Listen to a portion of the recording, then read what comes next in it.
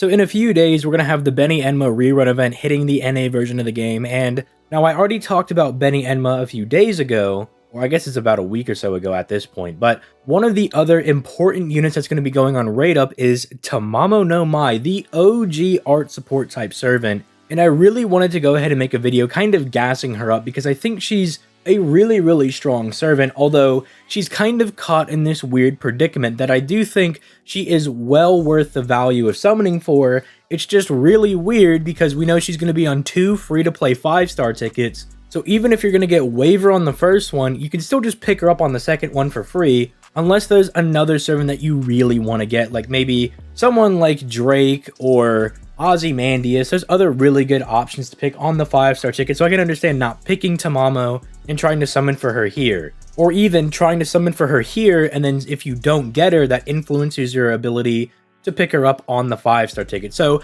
there's still some reasons to go ahead and try to summon for her, because if you do end up getting her, you don't have to pick her with the ticket, and that means you could pick up somebody else. So that's something to keep in mind. But yeah, we're going to talk about her in today's video, and it's going to be nothing but positives, because Tamamo is a very strong art support type servant that does her job really well. But before we begin, standard YouTube intro gotta be done. I upload these FGO videos every single day, and all I ask for in return is a like on the video and a subscribe to the channel. It's just a little bit of support that goes a long way in supporting the channel. If you want a free way to support the channel, I am affiliated by all means with LD Emulator and Loot Cakes. And the most important question about those is, no, you do not get banned if you put your account on an emulator.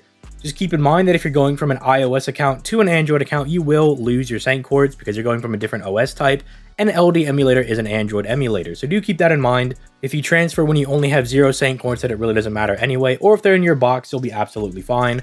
But no, you're not going to get banned if you go into an emulator. It's just a nice way to play on your PC, and is really nice for like heavy farming events that you want to set up a macro, which basically farms the events for you. And then finally, if you want more content, I should be streaming again on Twitch every weekday. I'm about done with my vacation. When I'm recording this video, I'm going to be flying out the next morning. So streams on the weekdays should be coming back, and then you can click that join button to become a channel member, and that gives you access to channel member exclusive content that I kind of slacked on while I was on vacation, because I was like, I don't want to do challenge quests while I'm out here on vacation. I don't want to deal with the stress, so slacked a little bit on those during vacation, but I should be back on the grind and on the ball now that I'm back to kind of the normal schedule. But with all that being said, let's go ahead and start off by talking about Tamamo's hits, which really don't matter all that much. The main thing that you want to focus on is that she has a triple arts deck, and that's all that matters, because as a support type caster, the only thing you want to be doing is getting her into arts chains whenever you can, which should be really easy because you should have another arts support caster that also has a triple arts deck, and then your main arts DPS servant should at least have 2 arts cards, if not more, meaning you should be consistently arts chaining. You should not be brave chaining with Tamamo. That means you got terrifically bad luck with your arts cards and just your hand cards in general if all you got are Tamamo cards. Because what you want to do is you just kind of want to build up her NP in the background with every chain. You want to try to get it as often as possible because Tamamo's NP is the whole name of the game for her, but you just really want to focus in on getting her into arts chain so she can get that free 20% every turn. It's why she's a really good pair with Waver, because Waver will at least give her 20% every time he can use his skills. That helps her get to her NP helps him reduce his skills, and it's just a nice little cycle that keeps going down. So really, that's the only takeaway you should have when it comes to her hits. Now, going on to her skills. Skill 1 and Skill 3 are really the bread and butter here. Skill 2 could probably use a buff, but we'll talk about that when we get to it. Starting off with Skill 1, this is really good when it comes to her boss killing ability,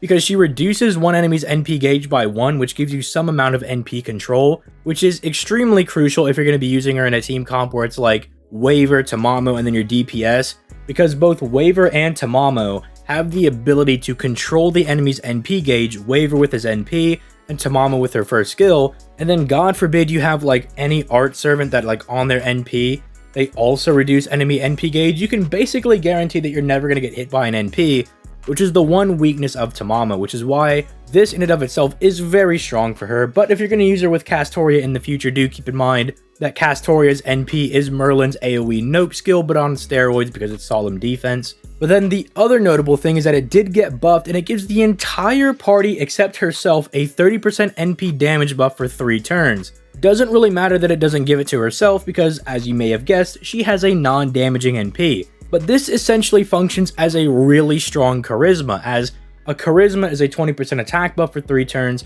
on a 5-turn cooldown, whereas Tamamo is giving a 30% NP damage buff for 3 turns on a similar 5-turn cooldown, meaning she is providing a lot of damage no matter what party you're using her in. If you just use double Tamamo for whatever reason, the 30% buff is still a pretty decently high value and is very good.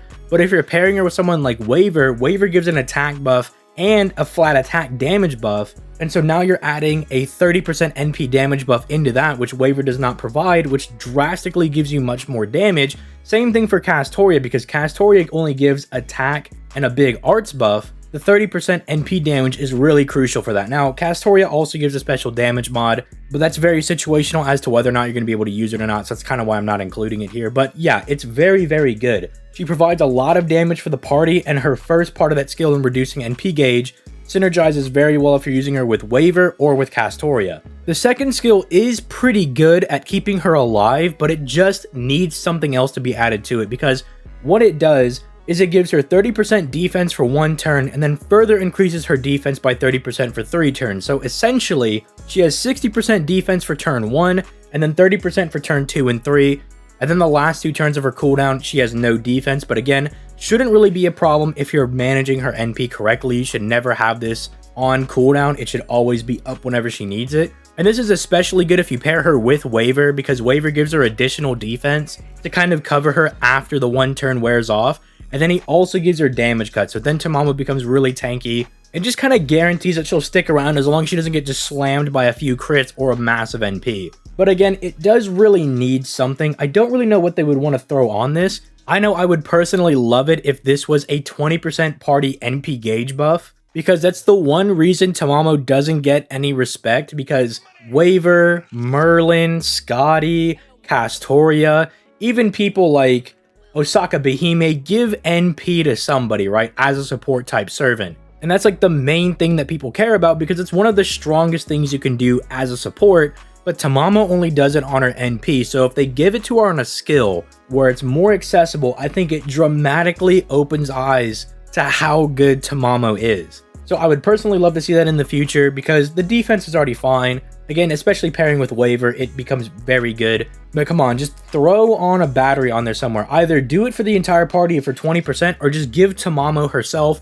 a big 50% battery to help her get to her NP faster, because that is, again, the name of the game. Finally, there's her third skill, which was absolutely broken when it came out and still pretty much holds up to this day. It's a 50% arts mana burst that's targetable for 3 turns, and it's on a 5-turn cooldown. So it's a very strong buff for art servants. It lasts for 3 turns when normally mana burst only lasts for 1 turn, and it's on a low cooldown. And because Tamamo's whole thing is reducing cooldowns on her NP, it means you could potentially double stack this on somebody to give them massive amounts of arts buffs, and it comes with a little bit of a heal at 2500, which isn't the biggest deal, but when you can kind of spam it like Tamamo can, it actually does become a little notable. The only issue is that now that Castoria is in the game, Castoria's skill gives the same arts buff with a threats against humanity buff and an invincibility for 1 turn. So Tamamo having the same arts buff but then only an HP buff alongside it kind of makes it look a little weak, but don't be deceived. That's just because Castoria is absolutely broken and not that Tamamo's bad by any stretch of the imagination. Do keep in mind this also means that Tamamo can double buff people. She gives them a 50% arts buff and a 30% NP damage buff, and keep in mind that different buff types do not add into each other, they're actually multiplicative, meaning she's providing a lot of damage for whoever she's supporting. And I've mentioned this a few times, but turn 1, Tamamo does actually offer more damage than Castoria does, as long as you're not fighting a threat against humanity opponent or you're not getting Castoria's NP turn 1. Because remember, Castoria is giving a 20% attack buff with her first skill and a 50% arts buff with her third skill, whereas Tamamo is giving 30% NP damage and a 50% arts buff. So that is a W that Tamamo does have, but then again, if you're fighting a threat against humanity, then Castoria's damage is going to blow Tamamo's out of the water, as she is now triple buffing with 3 pretty decent values. And then if you can get her NP off, Castoria's NP attack buff for the entire party is pretty respectable. So then you are out damaging Tamamo. But it is notable that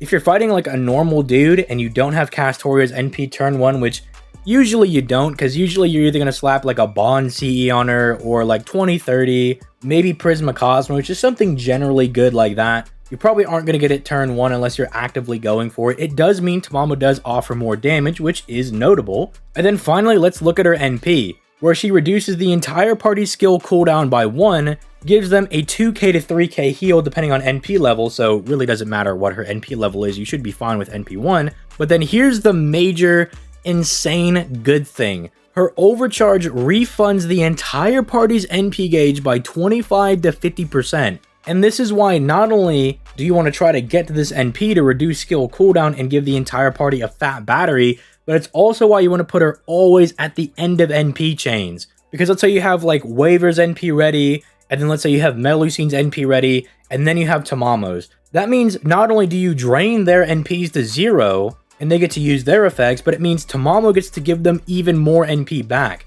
He's going to give them 37.5 NP, which is a pretty decent amount of NP. I mean, we're getting really close to just giving them a 50% battery, which is really strong. It's also why it is imperative to never put Tamamo's NP first in a Brave Chain, because this NP is just too good to squander. Now, again, is Tamamo worth summoning for? I definitely think she is. Even in the realm of Castoria, on my JP account, I picked up a Tamamo with my free ticket, and I will use still like a Tamamo waiver and then say like a Melusine setup, and it is absolutely fine. It just does work. I've done Tamamo plus Castoria, and it's very, very strong. We're kind of in this area in FGO where everybody believes that we just gotta run like double of every caster because we've lived in like the double Merlin, double Scotty, and now in double Castoria, but there are team builds that are more effective if you want to bring 2 different support type servants, and it makes your team a lot more flexible. It's also really good if you're like, say, running double Castoria in a boss fight and one of your Castoria dies,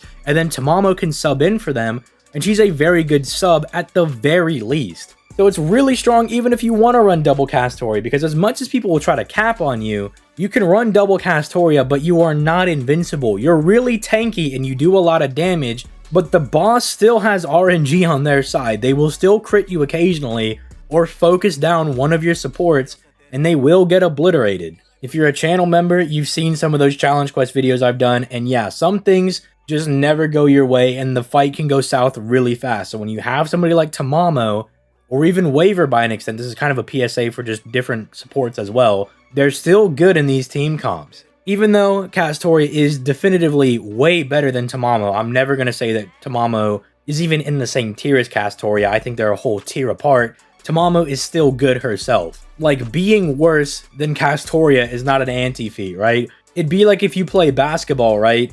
And someone said, well, you're pretty good, but you're worse than LeBron James. Being worse than LeBron James really isn't an anti-feat, because absolutely he's going to slam dunk me, but I'm still good myself. So just keep in mind that she's going to be on some free tickets. If you want to get other people on those free tickets, she is definitely a servant that's worth summoning for. You can even throw a multi or 2 at her banner, because if you do get Tamamo, then you don't have to pick her for the ticket, and you can pick somebody else again like Ozymandias, Drake, just another really good servant. But with all that being said, I'm going to go ahead and get out of here. You guys, have yourselves a nice day. Peace late, guys.